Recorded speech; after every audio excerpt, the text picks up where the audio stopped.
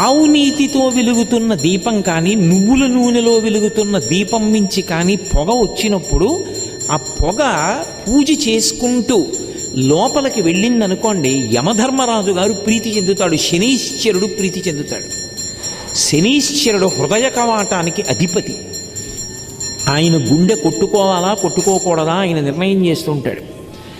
ఇప్పుడు ఆ దీపపు పొగ వాసన చూస్తున్నాడు అనుకోండి, హృదయ కవాటం మీద అనుగ్రహం ఉంటుంది, ఈశ్వర కటాక్షం ఉండి గుండె కొట్టుకుంటుందంటే ఆరోగ్యంతో ఉంటాడు.